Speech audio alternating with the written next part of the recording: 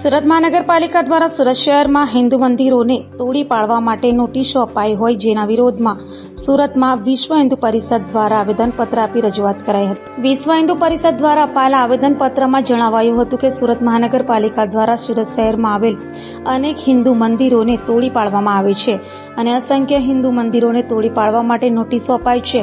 વિકાસ માટે સનાતન હિન્દુ મંદિરો જ અડચણરૂપ થઈ રહ્યા છે તેવા આક્ષેપો સાથે વિવિધ દ્વારા મુખ્યમંત્રીને સંબોધીને લખાયેલા પત્રમાં જણાવાયું હતું કે સુરત શહેરમાં ઠેર ઠેર ગેરકાયદેસર મઝારો તથા મસ્જિદો ઊભી છે, તેમજ મઝારો દિવસે ને દિવસે વિસ્તરી રહ્યા છે, ડેવલપ થઈ રહ્યા છે।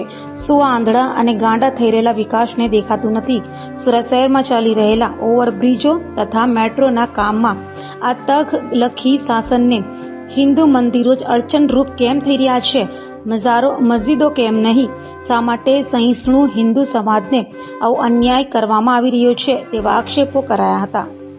દેખરેખ નીચે જ આ નોટિસ આપવામાં આવી તો કઈ રીતે હિન્દુ હિતની વાત કરનાર જે સરકાર છે એ સરકારને જ અમે જાણ કરવા માટે આવ્યા છીએ કે આપ હિન્દુ હિતની વાત કરીને વિધાનસભામાં લોકસભામાં વોટ માંગો છો। એ જ વ્યક્તિ પાસેથી પાછા તમે જે એની આસ્થા જેની સાથે જોડાયેલી છે એના મંદિરને તોડવાની તમે વાત કરો છો, તો આ બેધારી તલવાર ક્યાં સુધી ચાલવાની છે? આજે 50-100 વર્ષ જૂના જે મંદિરો છે, 150 વર્ષ જૂના મંદિરો છે, એને તોડવાની તમે વાત કરો છો અને પછી એક બાજુ આપણે હિન્દુત્વની વાત કરીએ તો આ વિરોધાભાસી વલણ ક્યાં સુધી ચાલશે? આ પ્રજા ધ્યાનમાં લેશે આ બાબતની? બાપુ શું રજૂઆત આવ્યા છો?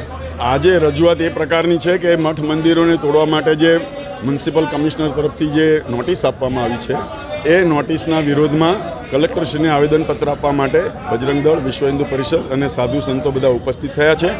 આ મંદિરોને તોડવાનો અને વિકાસ કરવાનો આવો રસ્તો અમે હજુ સુધી ક્યાંય જોયો નથી। મંદિરનો તમને નડતર હોય એ આપણે સમજી શકીએ છીએ, પણ એનો અર્થ એવો નથી કે એને તોડી જ નાખવું, એને કંઈ પણ બીજી વૈકલ્પિક વ્યવસ્થા થઈ શકે છે। જે જગ્યાએ તમને નડતર હોય એ બીજી જગ્યાએ નડતર ના હોય ત્યાં મંદિરની જગ્યા આપો, મંદિર ત્યાં બનશે। હિન્દુઓની આસ્થા મંદિર સાથે જોડાયેલી છે, વિકાસ સાથે કે રોડ સાથે જોડાયેલી